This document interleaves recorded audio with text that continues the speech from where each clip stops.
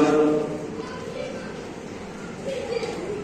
لفظی ترجمہ لگایا جائے تو ترجمہ یوں ہوگا کہ اور کہیں بات تیرے رب کی نعمت کی فحدث، اگر اس کے بارے میں پوچھنا ہے جاننا ہے، رہی بات آپ کے رب کی نعمت کی تو فحدث، تو اس نعمت کے بدلے میں آپ کیا کر سکتے ہیں؟ فحدث، اس کا خوب چرچا کرنا، خوب ذکر کیجیے، چرچا کیجیے۔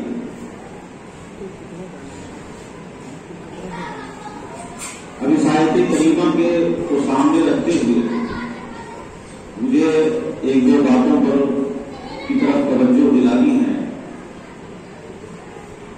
اس سے پہلے کہ میں اس پر اپنی گفتگو کا آغاز کروں، ایک بار عقیدت و محبت کے ساتھ اپنے آقا و مولا حضور رحمت للعالمین سیدنا محمد رسول اللہ صلی اللہ تعالی علیہ وآلہ وسلم کی بارگاہ کے دستمان میں درود پاک کا نذرانہ پیش کریں۔ اللہم صلی علی سیدنا و مولانا محمد وعلی آل سیدنا و مولانا محمد صلی علیہ الصلاۃ والسلام علیک یا حبیبی یا رسول اللہ صلی اللہ تعالی علیہ وسلم۔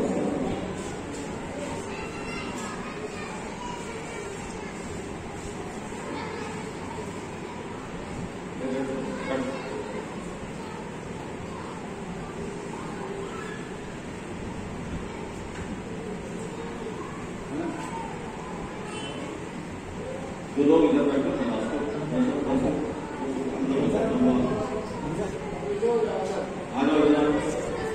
راستہ خالی کر دو، جو لوگ آئیں گے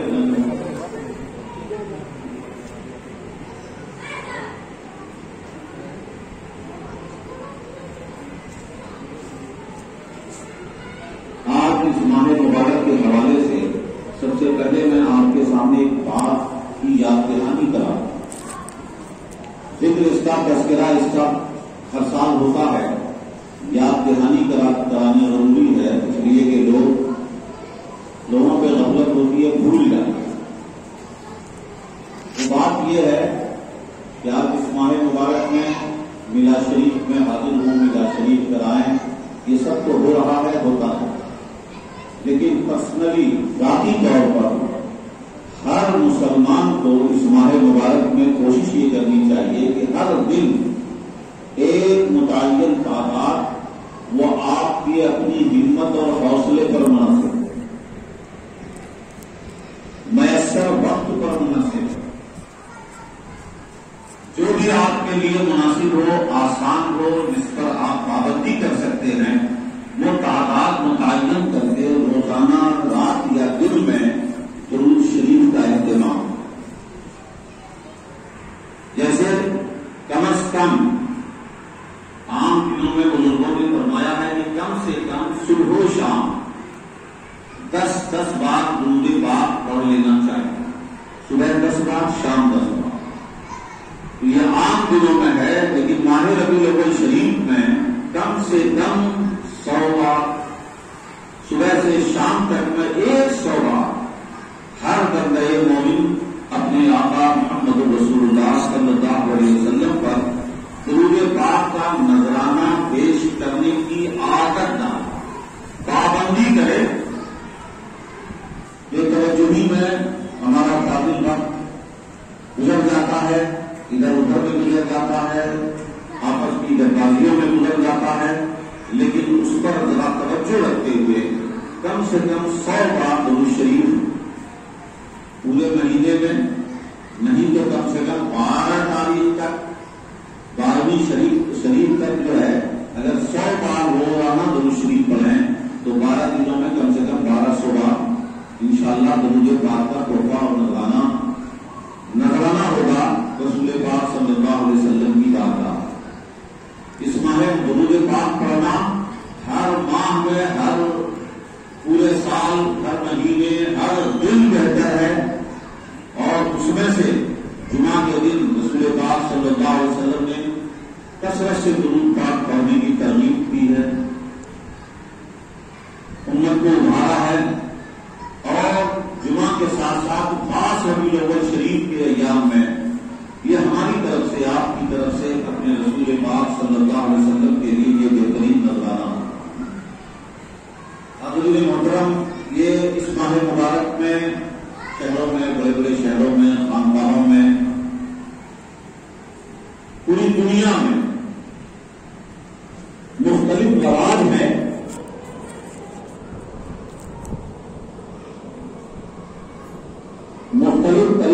لوگوں نے اپنے طور پر طے کر لیے ہیں رسول پاک صلی اللہ علیہ وسلم کو درود پاک پیش کرنے کا.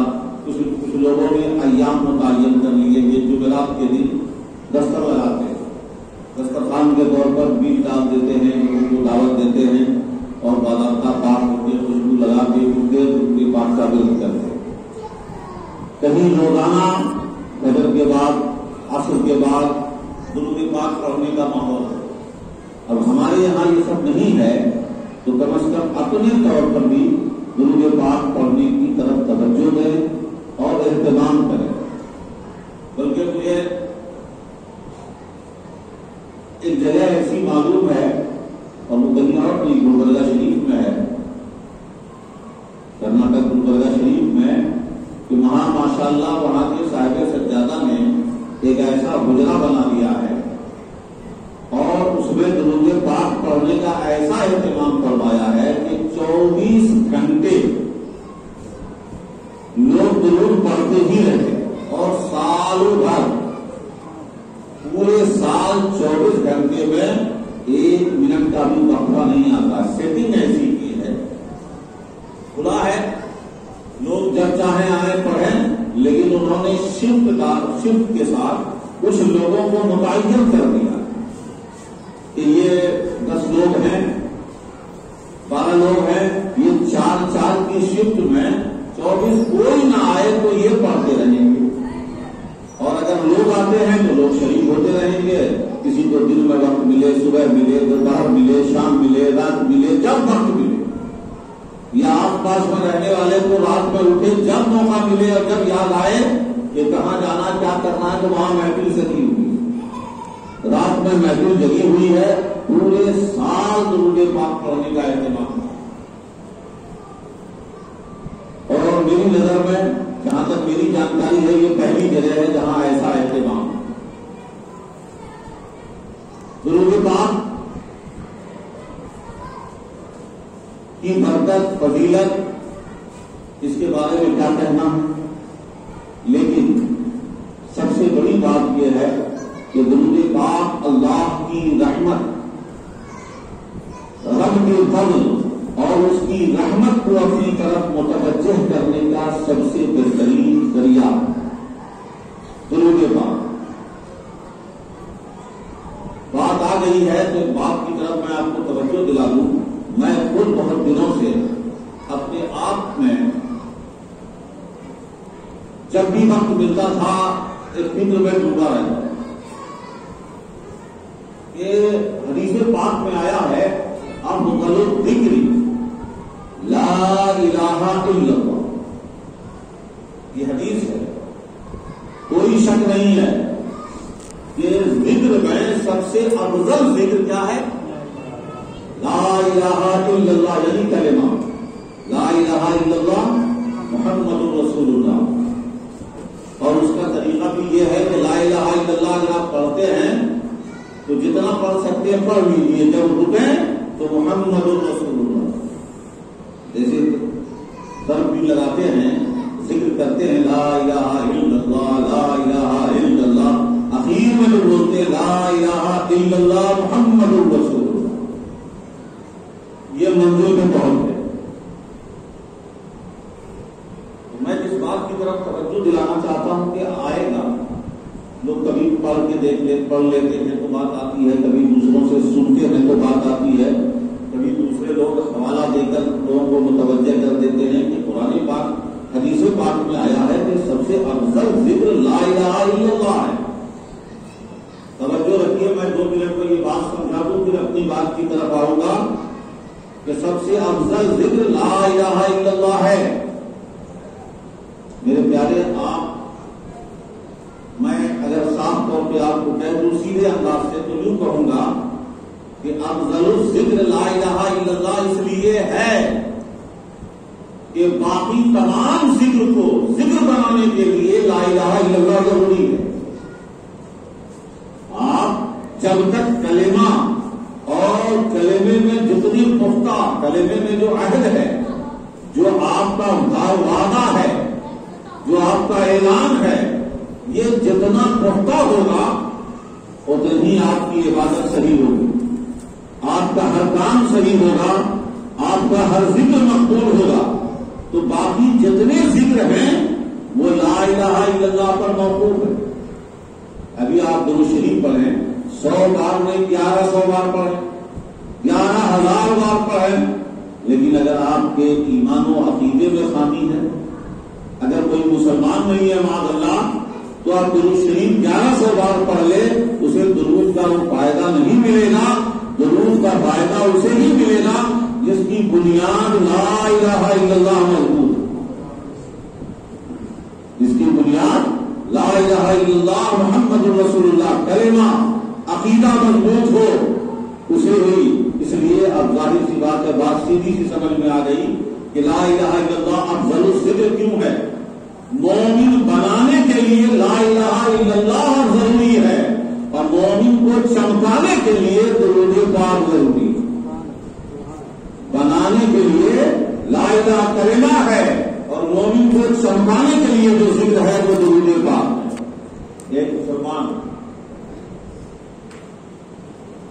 دنیا میں جیتا ہے، مختلف حالات، معاملات، مختلف فیلنگز، احساسات، جذبات، مختلف افکار، بہت ساری چیزیں آتی ہیں، لیکن اسی میں سوچتے سوچتے آپ کو کبھی سوچو گے تو کبھی کبھی ایسا لگے گا کہ ہم نے کہیں کچھ ایسا تو نہیں بول دیا، کہیں کچھ ایسا تو نہیں کر دیا، کہیں کچھ ایسا تو نہیں کہہ دیا، یا ہم نے اپنے آپ میں کچھ ایسا تو ایسی کارروائی یا ایسا من تو نہیں بنا لیا جو ایمان کے خلاف ہو جائے، ہمارے ایمان کو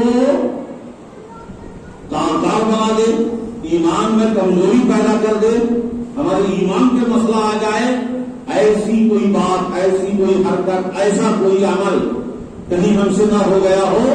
اس لیے بندہ جب بھی پریشانی مصیبت میں آئے تو اس مصیبت کو جب توجہ اور غور کرنے لگے تو اسے سب سے پہلے اس مصیبت کو حل کرنے کے لیے اپنے آپ میں تنہائی میں بھی رہ کر سب سے پہلے پڑھنا چاہیے لا الہ الا اللہ محمد رسول اللہ۔ گویا وہ اکیلے رہ کے اپنے ایمان کو کی تجدید کرے، یعنی ایمان کو پھر سے نئے طور پر مومن بنے۔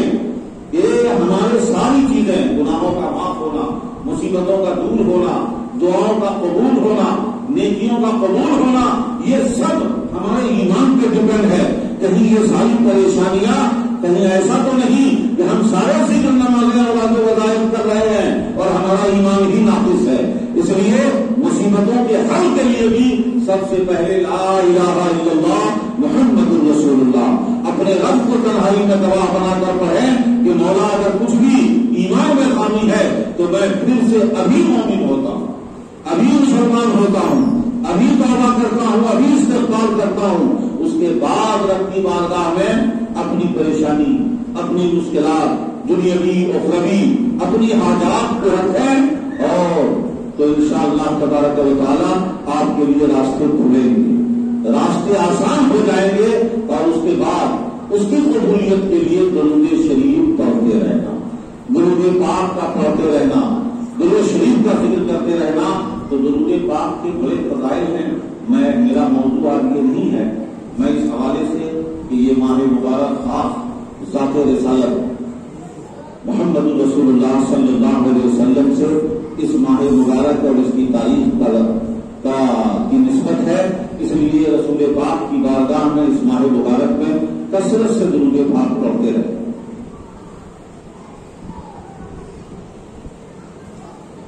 اب ایک بار آپ مل جل کر عقیدت کے اور محبت کے ساتھ درود پاک پڑھ لیں۔ پہلے اللہم صلی علی سیدنا و مولانا محمد وعلی آل سیدنا و مولانا محمد مبارک وسلم، صلی علیہ وسلم و سلام علیہ یا حبیبی یا رسول اللہ صلی اللہ علیہ وسلم۔ اللہ تبارک و تعالی ارشاد فرماتا ہے وَأَمَّا بِنِعْمَتِ رَبِّكَ فَحَدِّثْ، اور اپنے رب کی نعمت کا خوب چرچا کیجیے۔ اس دنیا کے اندر ہم پر، آپ پر، سب پر اللہ کی بے شمار نعمت ہے، نعمت کا چرچا کیجیے۔ ایک جگہ یہاں ذکر ہے، یہاں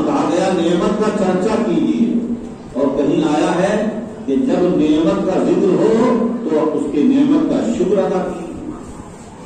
تو شکر بھی ادا کرنا ہے اور چرچا بھی کرنا ہے.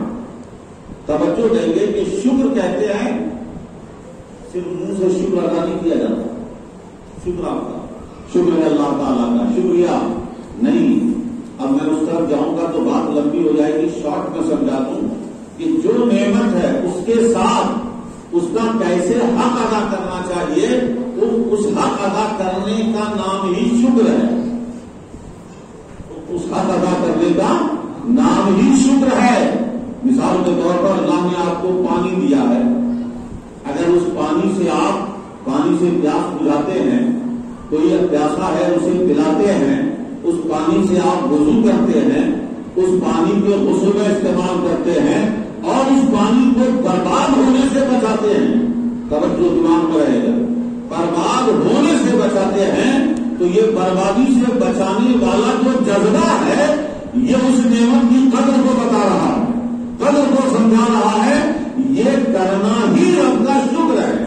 اس لیے کہ نعمت کی قدر کرنا یہی اس کا شکر ہے. اس کی قدر کرنا کہ اس کا احساس ہے آپ کو. اب آپ ایک انسان، ہم نے ایک سادہ سی مثال پانی سے دے دی کہ پانی کو پینے پیاس لگی تو پی رہا ہے، پی لیا اور باقی پھینک دیا.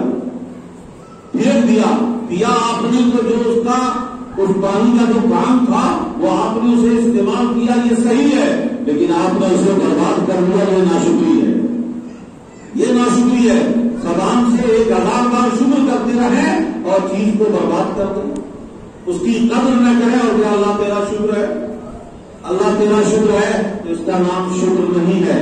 تو میرے پیارے، عملی طور پر کسی بھی نعمت کا حق ادا کرنا، اس نعمت کی قدر کرنا، اس کو احساس میں رکھنا اور اس کی قدر کرتے ہوئے اس کا حق ادا کرنا، یہ شکر ہے.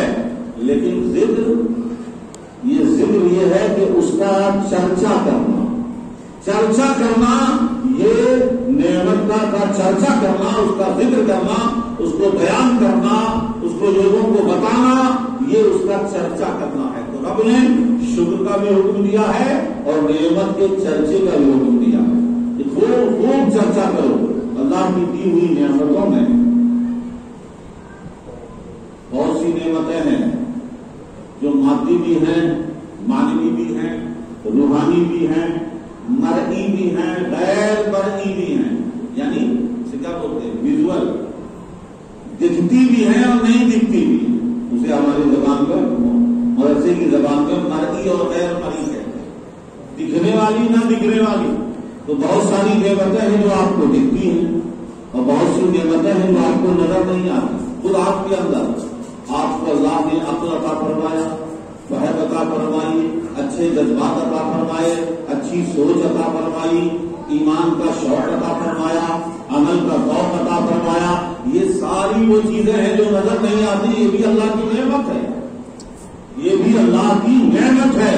تو نعمتیں بہت سی ہیں، لیکن ان نعمتوں میں دور جائے لمبا کیے بغیر سیدھی بات بتا دوں کہ کچھ تو نعمتیں وہ ہیں جو اللہ نے دنیا میں دی ہیں، مختلف انداز سے دی ہیں. مادی ہیں، مانوی ہیں، روحانی ہیں، مرئی ہیں، غیر مرئی ہیں. ساری نعمتیں اللہ کی، لیکن ان میں کچھ نعمتیں ہیں جو شخصیات کو اللہ نے نعمت بنا کر دیا، انعام کیا ہے ہم پر.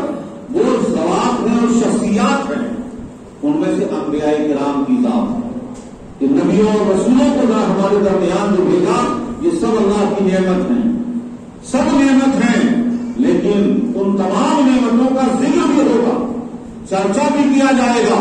لیکن اس کائنات میں اللہ نے جسے اپنی سب سے بڑی نعمت، انسان کے لیے سب سے بڑی نعمت اور رب نے اپنا سب سے بڑا انعام جو اس مخلوق پر اس کائنات میں فرمایا ہے، وہ ہے ذات محمد رسول اللہ صلی اللہ علیہ وسلم. اللہ کے رسول کی ذات اس کائنات اور دھرتی پر رب کا سب سے بڑا انعام ہے. اب وہ بڑا انعام ہے وہ کس پہلو سے ہے، کس جہت سے ہے، وہ ایک لمبی تفصیل ہوگی کہ جتنی نعمتیں ہیں وہ ساری نعمتیں اسی ایک نعمت کے صدقے میں ملی. سارا انعام اسی کے صدقے میں ملا ہے. بلکہ آگے بڑھ کر یہ کہہ لیجیے کہ ساری نعمتیں اپنی جگہ ہیں، لیکن وہ نعمت اس وقت بنتی ہے جب کوئی مصطفیٰ کی بارگاہ سے جڑ جاتا، رسول پاک کا غلام ہو جائے، تبھی وہ نعمت اس کے لیے نعمت ہوتی ہے۔ ورنہ اگر رسول اللہ کے رسول کا باغی ہو، ان کا مخالف ہو، تو دنیا کی نعمت بھی اس کے لیے نعمت نہیں بلکہ زحمت اور اذیت بن جاتی ہے، اس کے لیے وبال ہے، وہ نعمت نہیں ہے۔ اس لیے رسول پاک خود نعمت بھی ہیں اور دنیا کے رب کی دی ہوئی نعمتوں کو نعمت بنانے والے بھی، اسے نعمت کا رنگ، نعمت کی اس کی شکل دینے والے، نعمت بنانے والے بھی ہماری ذات بھی محمد رسول اللہ صلی اللہ علیہ وسلم کی ذات ہے۔ اسی لیے تو اللہ تبارک و تعالیٰ نے میرے پیارے قرآن پاک میں احسان جتایا، لقد من اللہ علی المؤمنین اذ بعث فیہم رسولا، یقیناً اللہ نے احسان کیا ہے ایمان والوں پر، احسان کیا ہے کہ اذ بعث فیہم رسولا، کہ اس میں ایک رسول مبعوث کر دیا، رسولا نذیر رسول بھیج دیا ہے۔ اس رسول کے آنے کو، بھیجنے کو اللہ نے مومنین پہ احسان جتایا، یقیناً احسان کیا ہے۔ انسانیت پر، ایمان والوں پر صرف ایک ہی احسان نہیں ہے، بہت سارے احسانات ہیں، لیکن میرے رب نے جس احسان کو جتایا ہے وہ احسان صرف ذات محمد رسول اللہ صلی اللہ علیہ وسلم کا تشریف لانا مومنین پر رب کا سب سے بڑا احسان ہے، جسے رب نے بھی جتایا، رب نے جتایا ہے۔ میرے پیارے، اب یہاں سے میں ایک بات کی طرف توجہ دلا کر اور رخصت ہو جاؤں کہ ہمارے دین میں، اسلام میں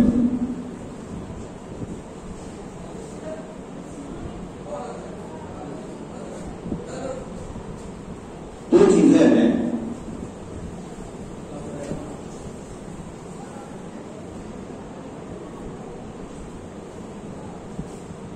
درود شریف پڑھیے، اللہم صلی علی سیدنا مولانا محمد وعلی آل سیدنا مولانا محمد وبارک وسلم، صلو علیہ صلاۃ و سلام علیک یا حبیبی یا رسول اللہ صلی اللہ تعالی علیہ وسلم۔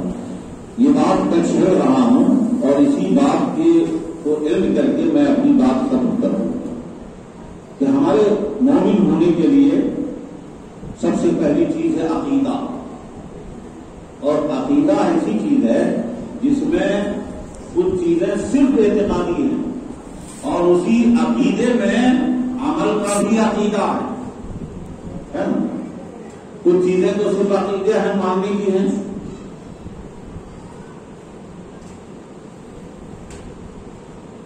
اللہ پر ایمان لانا ہے، رسول اللہ پہ ایمان لانا ہے، کتابوں پہ ایمان لانا، فرشتوں پہ ایمان لانا، مرنے کے بعد اٹھنے پہ ایمان لانا کہ یہ اللہ کی طرف حق ہے، اور تقدیر خیر و شر جو ہو من اللہ ہے، اللہ کی طرف سے ہے، اس پر ایمان لانا ہے۔ چند منٹ کر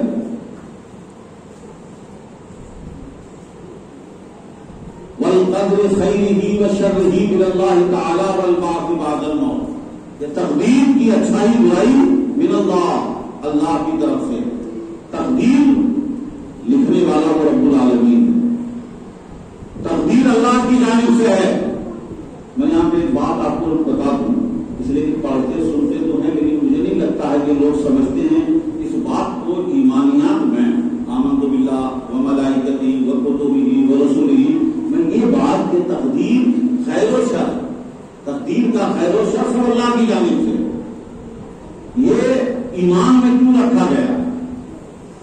اس کو آپ بس ایک منٹ میں سمجھ لیں کہ اس دنیا کے اندر لوگوں نے بڑا دماغ لگایا ہے حقیقت کی تلاش میں، کوئی ملک ایسا نہیں ہے، کوئی آبادی دنیا میں ایسی نہیں رہی ہے جہاں کے کچھ لوگ اس طرح ہوئے ہیں کہ اس کائنات کی حقیقت کیا ہے، اس کا بنانے والا کون ہے، اس میں چلا کون رہا ہے۔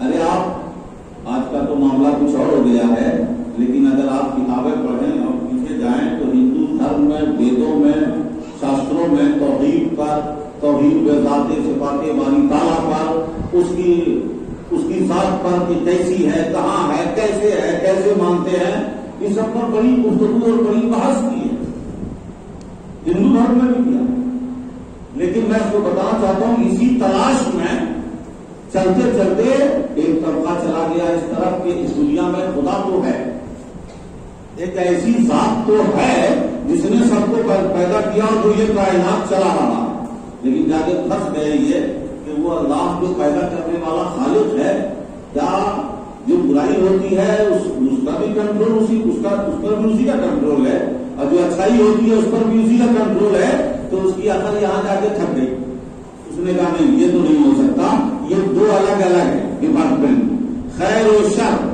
تو خیر اور شر کو دو خدا مان لیے۔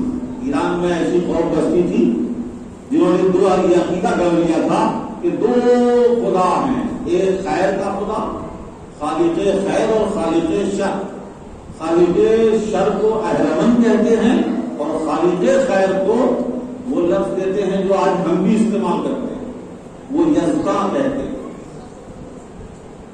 یزدا کہتے ہیں اللہ یزدا، یزدا کے معنی ہی خدا ہے، اردو زبان میں استعمال ہوتا ہے، یہ یزدا اسی فارسی کا لفظ ہے کہ ان کے یہاں یزدا یعنی خیر کا پہلو پیدا کرنے والا یہ یزدا ہے، اور شر کو پیدا کرنے والا یہ اہرمن اور یزدا کے دو خدا مان لیا، اسی عقیدے کی تردید ہمارے ایمان میں کی گئی ہے کہ والقدر خیرہ وشرہ من اللہ تعالی، کہ یہاں اہرمن اور یزدا کا عقیدہ نہیں ہے کہ اہرمن الگ ہے یزدا الگ ہے، دو خدا ہے، دو پاورز ہے چل رہے ہیں یہاں، خیر و شر کی طاقت چل رہی ہے، نہیں، ارے سب سے بڑا طاقتور جو اس وقت شر کا سب سے بڑا سرچشمہ وہ ہے آغازی ابلیس،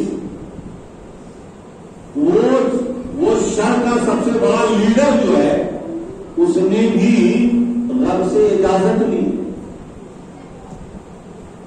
رب سے اجازت لی ہے کہ اللہ مجھے قیامت تک کے لیے اجازت دے دے کہ میں ایسا ایسا کروں گا، اور رب نے اجازت دی ہے، لیکن قیامت تک کے لیے، قیامت سے کچھ پہلے کے لیے آیت میں متعین کر دیا گیا کہ جاؤ تم کو چھوڑ دیا گیا، تم نہیں مانتے ہو تو کر لو، شر کتنا کرتے رہو، لیکن ہمارے مخلص بندے تمہارے شر میں نہیں آئیں گے، مخلص بندے بچ جائیں گے، یہ ہم نے طے کر دیا ہے، اور خود ابلیس نے اس بات کا اقرار کیا لَأُغْوِيَنَّهُمْ أَجْمَعِينَ إِلَّا عِبَادَكَ مِنْهُمُ الْمُخْلَصِينَ، کہ اللہ میں ان سارے لوگوں کو بھٹکا دوں گا سوائے تیرے بندوں میں سے ان کو جو مخلص ہیں، إِلَّا مِنْ عِبَادِكَ مِنْهُمُ الْمُخْلَصِينَ، کہ جو مخلص بندے ہیں ان کو چھوڑ کر میں تو سب کو بھٹکا دوں، یہ اس نے تو چیلنج کر دیا ہے، سب کو بھٹکانے کا دعویٰ بھی کیا ہے،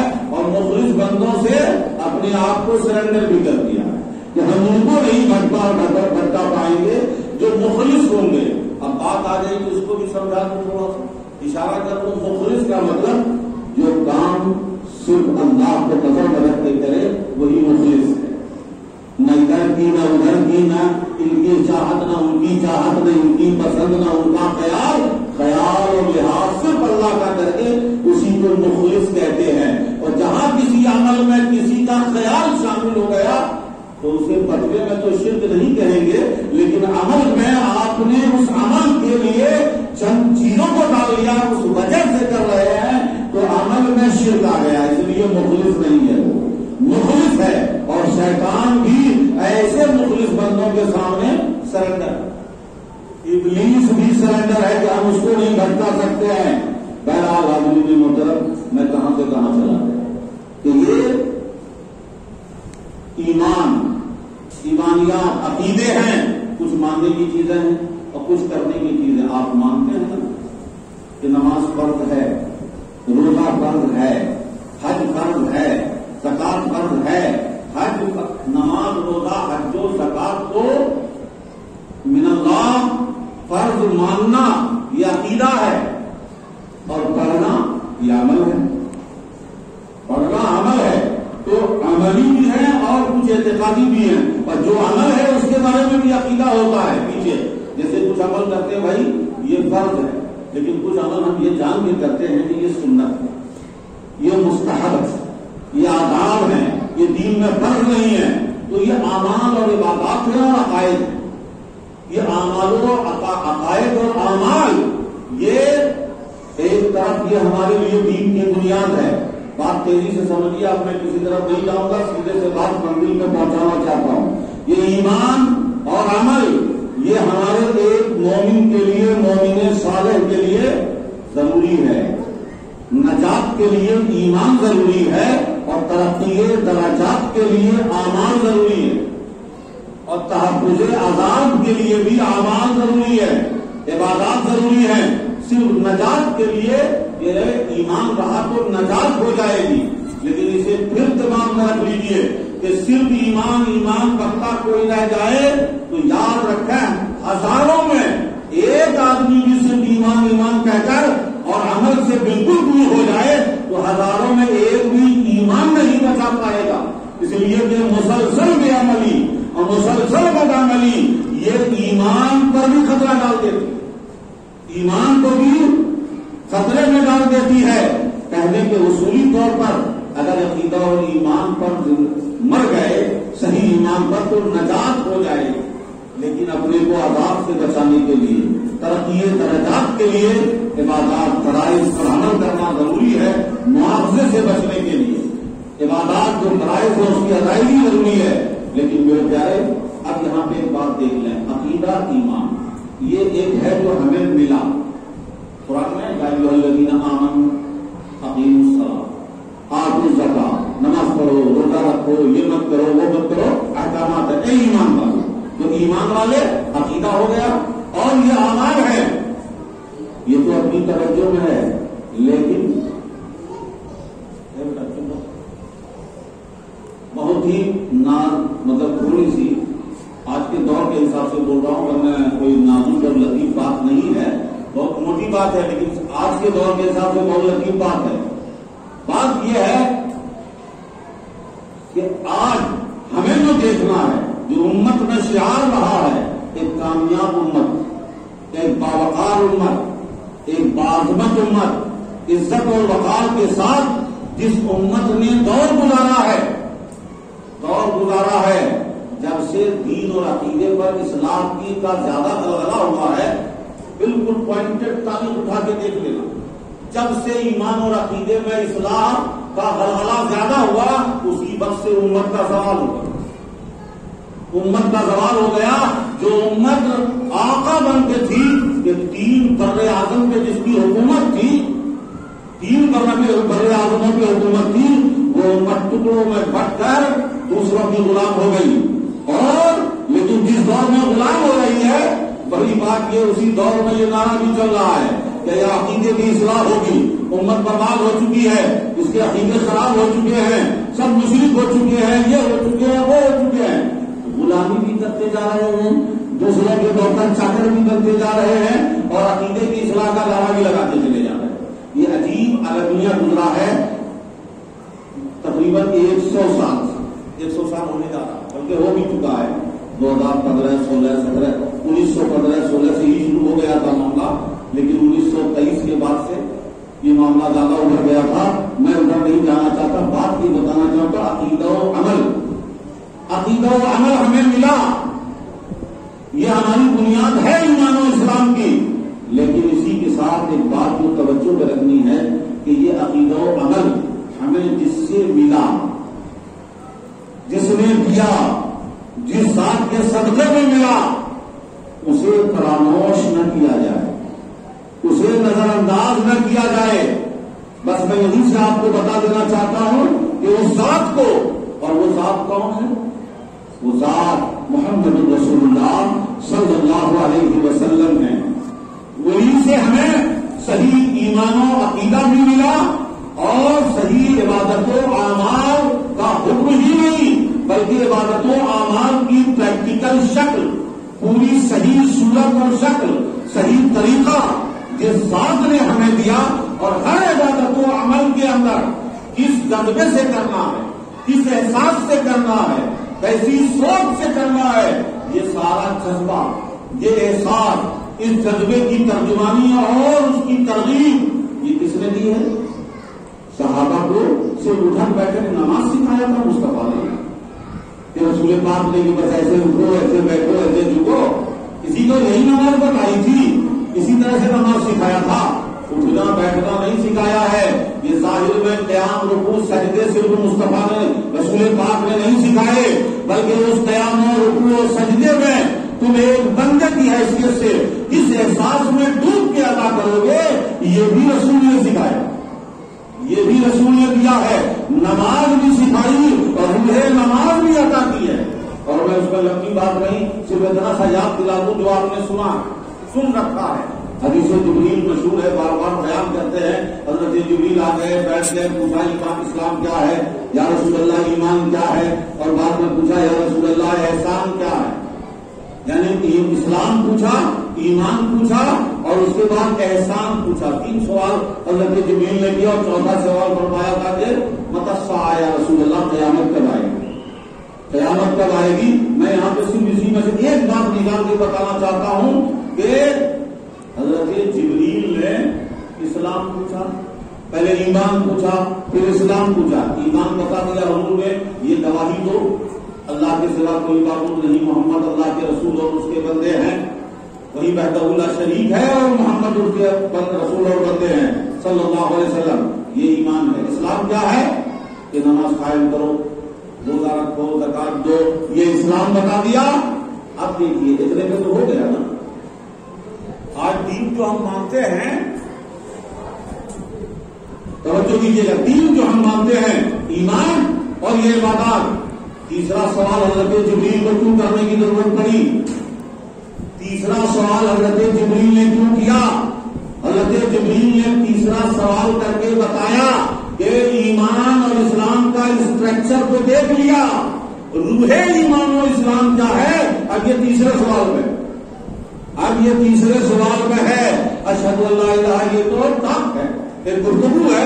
میں گواہی دیتا ہوں کتنے لوگ لا الہ الا اللہ محمد رسول اللہ ہے مسلم پڑھ لیتے ہیں، سیاستن راجنیت میں آ کے ٹوپی رومال باندھ کے مسجد میں عید میں بقرعید میں نماز میں کھڑے ہو جاتے ہیں، مسلمان ہو گئے؟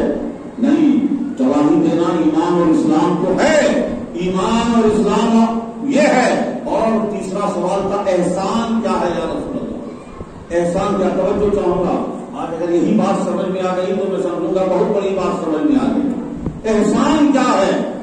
میں آپ کو پہلے سے ہم صاف کر دوں کہ ہم اور آپ جب لفظ احسان بولتے ہیں، احسان کا مطلب ہوتا ہے کسی کے اوپر اپنی طرف سے کچھ ایسا کر دینا جو ہم پر واجب نہیں تھا، احسان اسی کو کہتے ہیں۔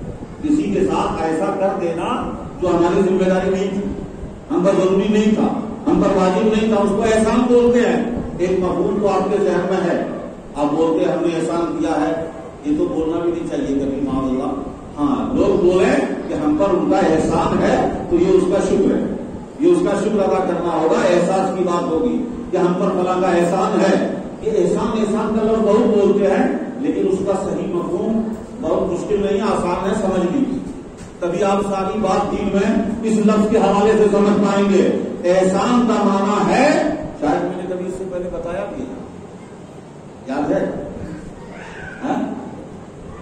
کسی کو یاد نہیں بتایا میں نے، بتایا ہوگا تو آگے بڑھ جائیں گے بھائی، بتائیں گے، بار بار نہیں بتائیں گے۔ دونوں بات کر لیا تو صلی اللہ سیدنا و مولانا محمد وعلی آلہ سیدنا و مولانا محمد مبارک وسلم صلی اللہ علیہ وسلم وسلام علیہ یا حبیبی یا رسول اللہ صلی اللہ تعالی علیہ وسلم۔ احسان کا معنی ہے کسی بھی کام کو آپ کرتے ہیں تو کرنے والے ایک ہزار، اور ان کرنے والوں میں ہر ایک کی کرنی کا ڈھنگ الگ الگ۔ بات سمجھ رہے؟ نماز لاکھوں لوگ پڑھ رہے ہیں ایک ہی وقت میں، ایک ہی ظہر کی نماز، ایک ہی امام کے پیچھے 25، 50، 100، 200 بھی پڑھ رہے ہیں، لیکن آپ کو لگتا ہے کہ شخص کی نماز ایک طرح کی ہوگی؟ نہیں ہو سکتی۔ اب احسان کا معنی روزہ رکھ رہے ہیں سارے لوگ، سب کے روزے ایک جیسے ہیں؟ نہیں۔ زکات دے رہے ہیں، خیرات دے رہے ہیں، نفل پڑھ رہے ہیں، تلاوت کر رہے ہیں، ذکر کر رہے ہیں، کوئی بھی نیک کام کر رہے ہیں، عبادت کر رہے ہیں، تو سب ایک طرح نہیں ہے۔ ایک سیم عمل ایک ہی جیسا عمل کر کے بھی ایک طرح کے نہیں ہے. پتا چلا عمل میں فرق ہے, ایک ہی عمل ہے, فرق ہے. فرق کا چیز کا ہوتا ہے, وہی فرق ہوتا ہے کتنے جذبے سے کر رہے ہیں, کتنے طرف سے کر رہے ہیں, کتنی توجہ سے کر رہے ہیں, کتنے اخلاص سے کر رہے ہیں, اسی کا فرق ہوتا ہے. یہ عمل کا جو مراتب میں جو فرق ہوں گے وہ اسی کے حساب سے ہوں گے. میرے پیارے, میں یہاں پہ بتا دوں, بس لفظ احسان آپ سمجھ جائیں کہ عبادت عمل کچھ بھی ہو اسے اس کا جو حق ہے جتنی اچھے طریقے سے ادا کرنا چاہیے اس طریقے سے ادا کر دو تو اسی عبادت کا نام احسان ہے, اسی اسلام کا نام احسان ہے. کہ اسلام میں کوئی زکات دیتا ہے تو زکات دے رہا ہے لیکن بڑا سوچ سوچ کے, فیس تان کے, ہمت کر کے اسے نکال رہا ہے, زکات دے رہا ہے. اور کچھ لوگ ہیں کہ اپنی ماں سے زیادہ ادھر ادھر بچوں کو دینے کھانے پینے زیادہ بھی میں پہلے زکات کا نکال دوں اور مجھے دینا ہے, اور مستحق کو دیکھ کر صحیح سے توجہ کے ساتھ دے دنیا.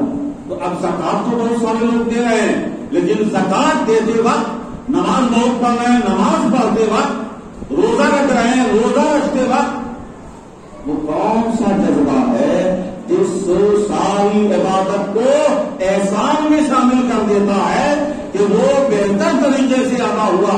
جب حضرت جبریل نے یہ سوال کیا کہ یا رسول اللہ اسلام ہے ایمان ہے, اب احسان کیا ہے؟ اسلام و ایمان دونوں میں احسان ہی شرائط کرے گا, اسی کے اعتبار سے قبولیت کے درجات ہوں گے. تو احسان کیا ہے؟ تو میرے آقا نے فرمایا تھا ان تعبد اللہ کأنک تراہ وَإِن لَمْ تَكُنْ تَرَاهُ فَإِنَّهُ يَرَاكَ. کہ جب بھی تم اللہ کی عبادت کرو تو بس یہ دیکھو کہ تم اللہ کو دیکھ رہے ہو, جہاں کرو اللہ کو دیکھ رہے ہو. اور اگر یہ نہ ہو سکے تو یہ تو رہے کہ اللہ تمہیں دیکھ رہا ہے, اللہ تمہیں دیکھ رہا ہے. یہ اعلیٰ معیار یہ ہے کہ تم اللہ کے سامنے ہو یہ ادا کر رہے ہو, روزہ رکھ رہے ہو, نماز پڑھ رہے ہو, نفل پڑھ رہے ہو, تلاوت کر رہے ہو, خیرات کر رہے ہو, صدقہ کر رہے ہو, زکات دے رہے ہو, جو بھی عبادت کر رہے ہو بس یہ رہے کہ ہم خدا کو دیکھ رہے ہیں اور عبادت کر رہے ہیں, خدا کی بارگاہ میں یہ عمل پیش کر رہے ہیں, اللہ کے سامنے اس کی بارگاہ میں پیش کر رہے ہیں.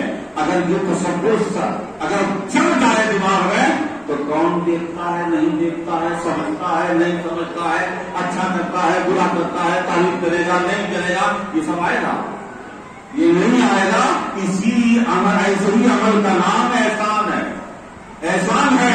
اور اگر یہ نہ ہو سکے کہ اللہ کو دیکھ رہے, اللہ کی بارگاہ میں کر رہے ہیں تو کم سے کم اتنا رہے کہ ہم جو کر رہے ہیں اللہ دیکھ رہا, اور دیکھ رہا ہے صرف ہمارا دینا نہیں دیکھ رہا ہے, ہمارے دل پہ کیا گزر رہی ہے وہ بھی دیکھ رہا ہے, ہمارے ہم کیا چاہ رہے ہیں وہ بھی دیکھ رہا ہے, ہم کیا سوچ رہے ہیں وہ بھی دیکھ رہا ہے.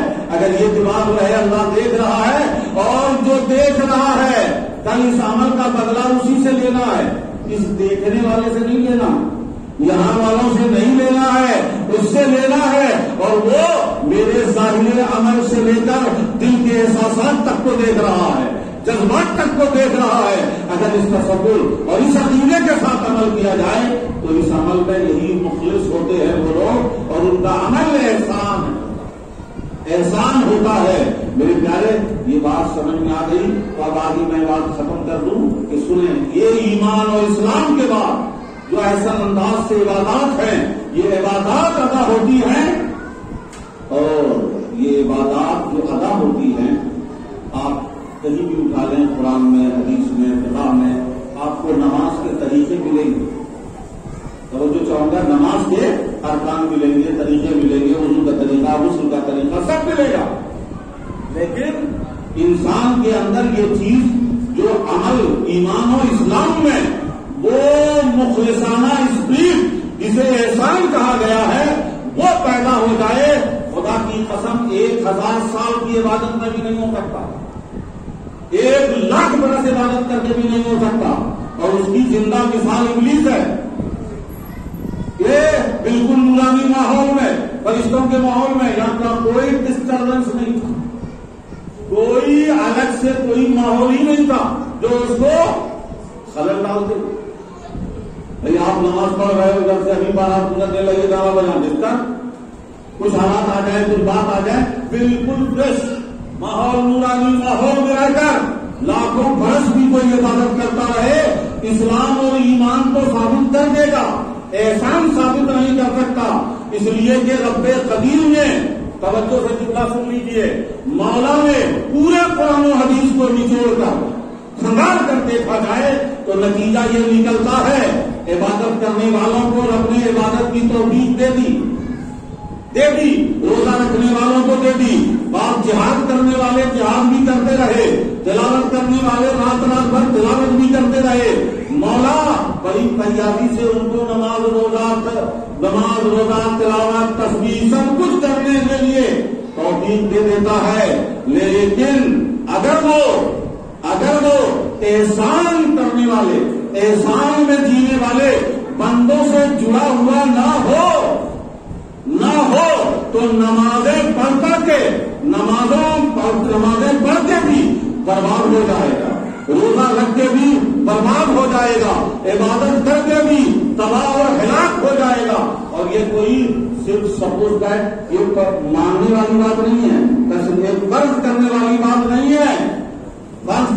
بات نہیں ہے، بلکہ اسلام کی تاریخ میں اس کی مثال موجود ہے اور پوری امت اس بات پر متفق ہے کہ صحابہ کے دور کے بعد ہی حضرت علی کے زمانے میں خوارج کا طبقہ پیدا ہوا، کلمہ پڑھ رہا ہے، سختی سے نمازیں پڑھ رہے ہیں، رات بھر تلاوت میں، جنگ کا میدان ہے، کل جنگ ہونے والی ہے، اور صحابہ نے خفیہ دورہ کیا ان کے کیمپوں کا، تو آگے حضرت علی کو گواہی دی، اے علی ان کے خیموں میں تو رات بھر شہد کی مکھی کی طرح گھرگھرانے کی آواز آ رہی ہے، رات بھر تلاوت کر رہے ہیں، لیکن امت نے اسے خارجی کہا، خوارج کہا کہ وہ اسلام سے باہر ہے۔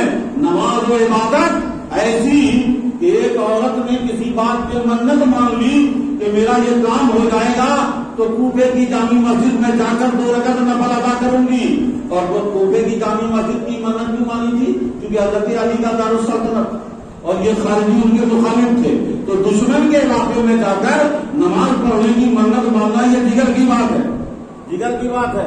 جیسے کوئی آج پہلے میرا یہ کام ہو جائے گا تو بابری مسجد کی جگہ جا کے میں 2 رکعت نفل ادا کر کے آؤں گا، 2 رکعت نفل ادا کر کے آؤں گا، کر پائیں گے؟ میرے پیارے، یہ اس عورت نے منت مان لی، اس کا کام پورا ہو گیا، اب کام پورا ہو گیا تو داراللہ سے ہمت سے آئی اور حضرت علی کا دارالخلافہ ہے جامع مسجد کوفہ، اور وہاں گھس گئی اور نیت باندھ لی، اس نے 2 رکعت نفل کی، اور 2 رکعت نفل جو ادا کیے تو کیا کیا جانتے ہو؟ پہلی رکعت میں سورہ بقرہ پڑھا 2.5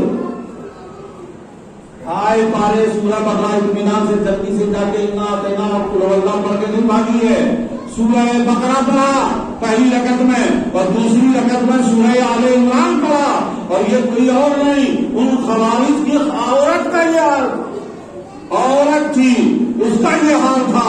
یہ میرے پیارے، یہ عبادت، یہ نمازیں بنیاد ہیں، لیکن اللہ نے اپنی حکمت بالغہ سے اس ایمان و عقیدے کی سلامتی اور اس کی خوبی اور کمال کو ذات سے جوڑ دیا ہے کہ جو صحیح گواہ اللہ کے محبوب بندے اللہ کے جس وقت جو ہوں ان سے جو جڑا رہے گا اسے ہی ایمان اور عمل کا حسن ملے گا۔ ایمان و عمل کو کتاب میں موجود ہے، سب کو مل جائیں گے، لیکن حسن ایمان و عمل جسے احسان کہا گیا ہے، حسن ایمان و عمل اسی کو نصیب ہوگا جو ذات سے جڑ کر کرے، جو ذات سے جڑ کر کرے۔ یہ خوارج کیوں خوارج ہو گئے جانتے ہیں؟ انہوں نے حضرت علی کو کافر کہہ دیا، عثمان غنی کو کافر کہہ دیا، سب کے کفر میں پکڑے لگا دیے۔ بتائیے رسول اللہ کی بارگاہ میں جو تربیت پائے ہوئے لوگ ہیں، جنہیں نبی نے اپنی زندگی میں جنت کی بشارت دی، کیا ان کو نہیں پتا تھا؟ 1400 سال کے بعد ہمیں معلوم ہے، ان کو نہیں معلوم تھا کہ علی کے بارے میں رسول پاک کی کیا فضیلت بیان کی ہے، عثمان غنی کی عظمت رسول پاک نے کیا بیان کی ہے، سب جانتے سمجھتے بھی اپنی دماغ کے بدلے سے انہیں کافر و مشرک قرار دے دیا۔ اور اس وقت بہرحال حضرت علی کا دور ہے، امیر المومنین ہیں، تو امیر المومنین خلیفۃ الرسول ہیں، اس کی حیثیت سے پورے عالم اسلام کے لیے جو مرکز روحانیت، مرکز ہدایت، مرکز رشد جو ذات تھی وہ علی کی ذات تھی۔ حضرت